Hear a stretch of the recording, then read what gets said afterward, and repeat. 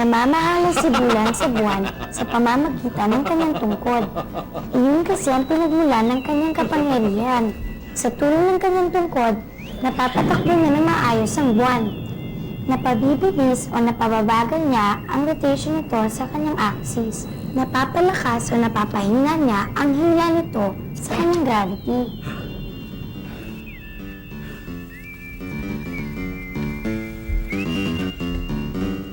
Magpapahinga na po kayo, mahal na Bulan. Oo, maayos na lahat. Makakatulog na ako ng mahimbing.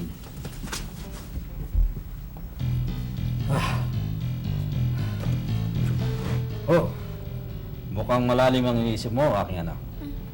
Wala. Oo, magpahinga ka na. Sige ho.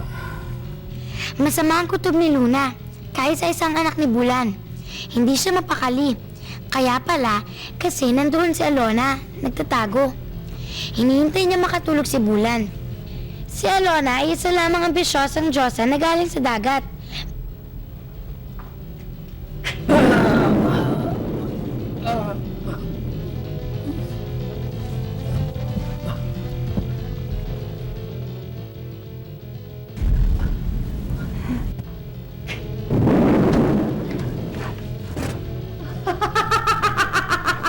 Alona, anong ginagawa mo rito? Isuli mo yan, ibalik mo yan! Akin na ang tungkod na to.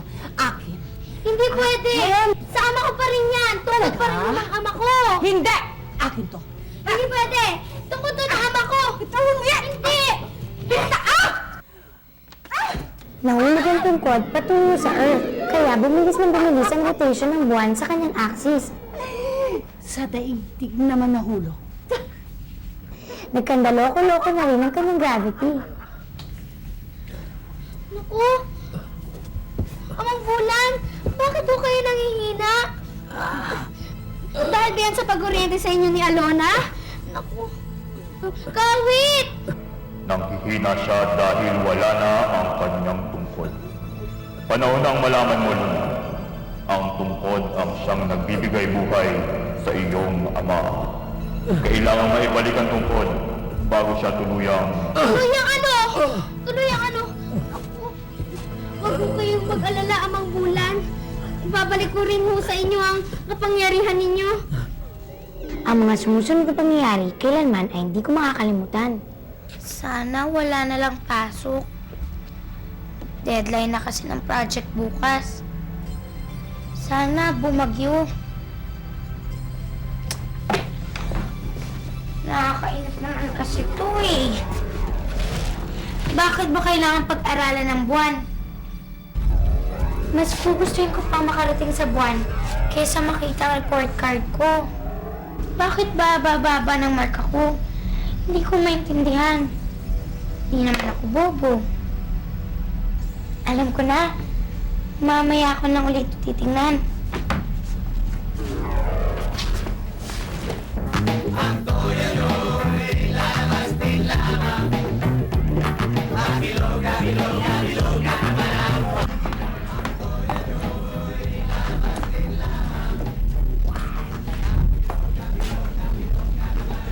Hindi ko nakakayanan to. Naantok na ako. Mayroon tayong sinusubaybayang ulat tungkol sa kakaibang kilos ng buwan. Masdan nyo, umiikot siya ng mabilis na mabilis, kaya tuloy-tuloy rin ang paglaki at pagkati ng tubig dagat sa buong daigdig. Walang eksplanasyon ng Pag-asa o CNN, sa sari-saring lugar ay bumabaha na. Pati dito, binabaha ako ng mga tawag. Antabayanan po natin ang karagdagang ulat.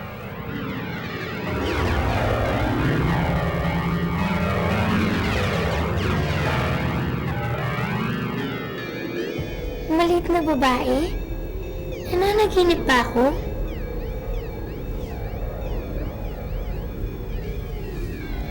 Okay to ah.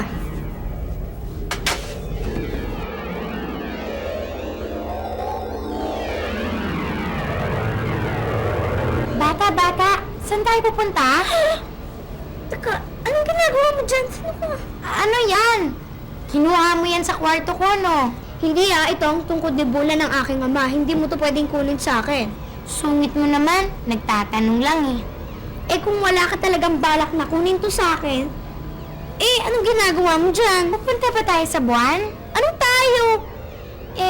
Bakit siya umiikot-ikot? Teka, sandali. Eh sino ka nga pala? Ano bang kailangan mo sa akin? Ako nga pala si Celine. Kwarto ko lang naman ang pinasukan mo kanina, kaya sinundan kita dito. Tingin ko, sasamahan kita pabalik sa buwan. Hindi pwede eh. Marami nga akong iniintindi ngayon at saka nagmamadali pa nga ako. Tingnan mo. Oh. Sige na, umuwi ka na.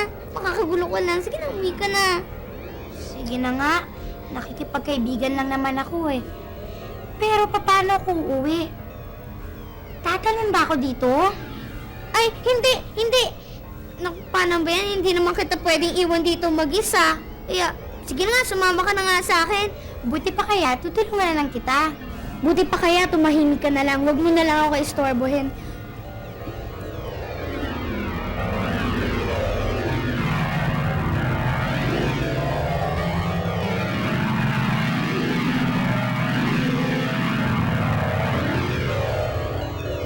Kawit, ito na ang tungkod.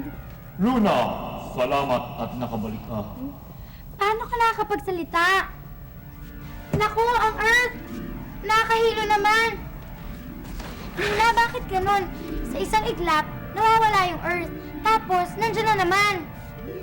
Hindi. Tayo ang umiikot ng mabilis. Kaya mula dito sa buwan, akala mo, Earth ang umiikot. Ano ba itong palabas sa TV? Ang laki ng tubig sa dagat! Ang ulan. Ito na po ang inyong tungkod.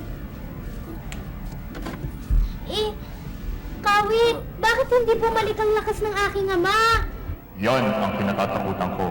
Akala ko basta maibalik ko lang ang tungkod at maibabalik ko na rin sa ayos ang lahat. Kailanman ay hindi pa nailalayo sa buwan ang tungkod nito. Malamang ay nawalan siya ng bisa nang pumasok siya sa atmosfera ng Earth. Kawit, anong dapat kong gawin ngayon? Tutulungan ko kayo. Di ko alam kung paano. Pero ano bang problema? Kailangan niyong ibalik ang kapangyarihan ng tungkod. Kumusta ka na, Luna? Meron kaya tang bagong kaibigan?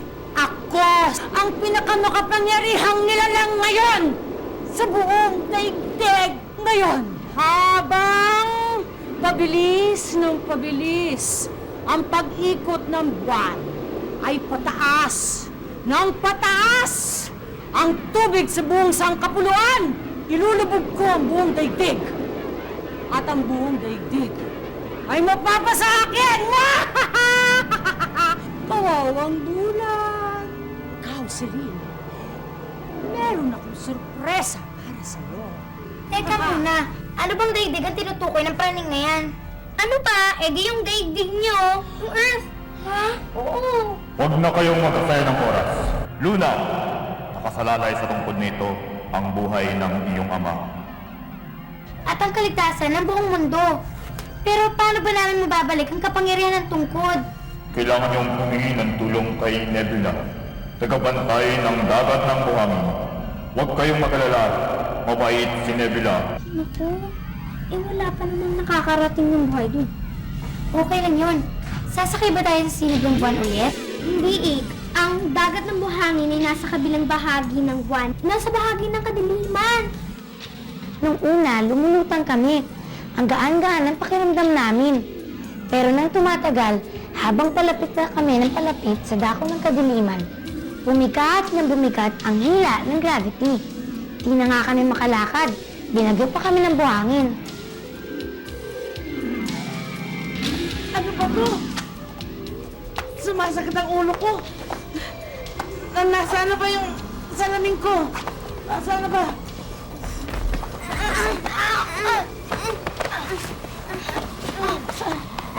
Ito ba hinahanap niyo? Ay, pala. Naku. Salamat. Salamat. Alam niyo ba kung saan namin makikita si Nebula? Oo. Kanina ko pa kayo hinihintay.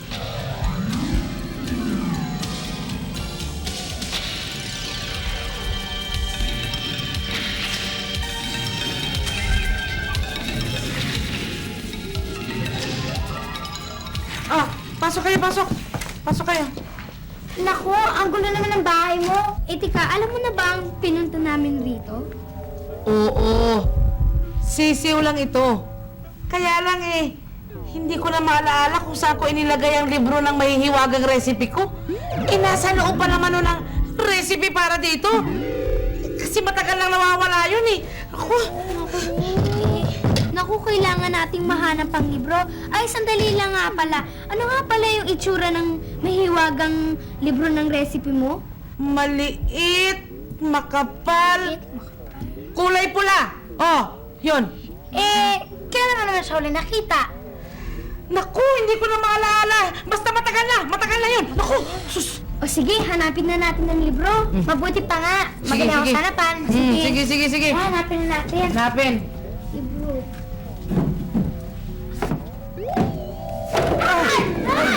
Salamat! Salamat sa'yo! Salamat! Naiwan ko pala sa loob ng baon.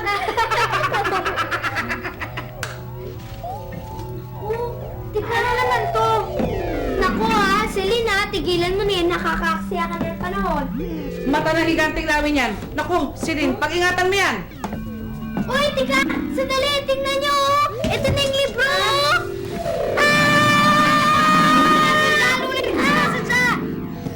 Naku, wala yan. Basta nabigla lang ako. Ito na nga pala yung libro.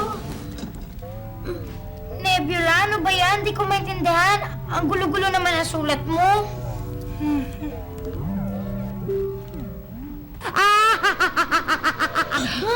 Si Alona! Selena, ito yung pinapangako kong sorpresa ko sa'yo. Ilulubog ko buong Pilipinas. Huwag kang mag-alala. Walang mararamdaman ng nanay mo. Mami! Ang mami ko! Pagkatapos ng Pilipinas, ilulubog ko ang buong mundo. Bilisan mo na! Bilisan mo! Tubig ng diwat damdamin, alikabok ng katawan, dagta ng dugot laman, kristal ng kaluluwa at kalinisan, palakasin si bulan, ibalik ang liwanag ng tungkod ng buwan. Teka, sandali. Paano naman kami makakasiguro na hindi na yan mawawala ng bisa tulad ng dati? Siguraduhin mong mapapalakas niya ang ama ko, ha? Mabutit na sabi mo yan. Meron na akong naisip na solusyon para dyan.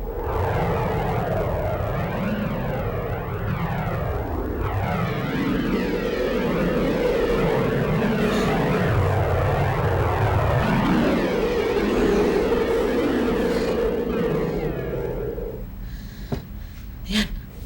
Akin ang tungkod. Dali.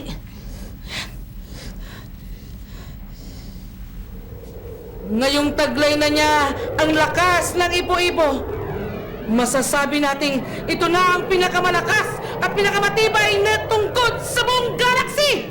Yun lang? Tapos na? Nako, kanina pa sana tayo nakalis dito sa bahay na to kung malinis lang. Ay, sandali. Dalhin niyo nga pala ito. Makakatulong sa inyo ito. Mata ng lawi? Talang lawi? Dalhin niyo ito. Yan. Sige, lumakad na kayo. Sige po, maraming salamat, ha? Sige. Mahal na ako, Bulan. Luna, masama na talaga ang kalagayan ng iyong ama. Handa na ba kayo? Luna! Bilisan na natin! Bilisan mo! Luna! Kailangan magmadali.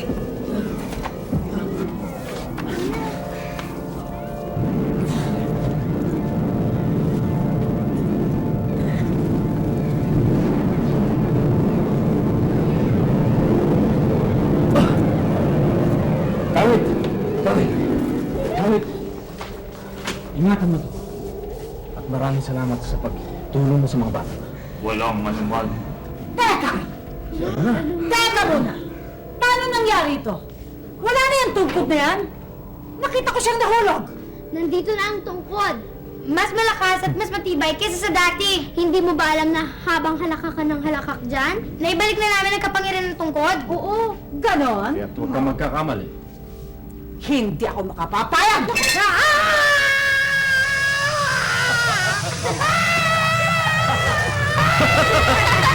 bagay sa'yo, Alana.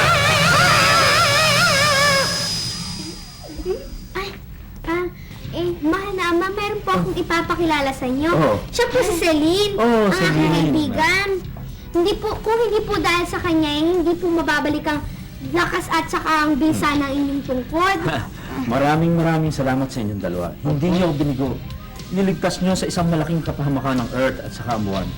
Maraming salamat ulit.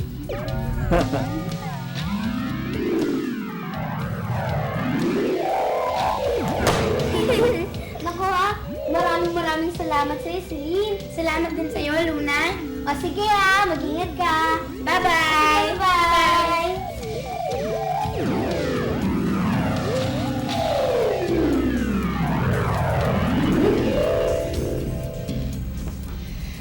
Kailangan ko itong tapusin ngayon. Pero inaantok na ako. Inantok ako dun. Hindi, tatapusin ko na.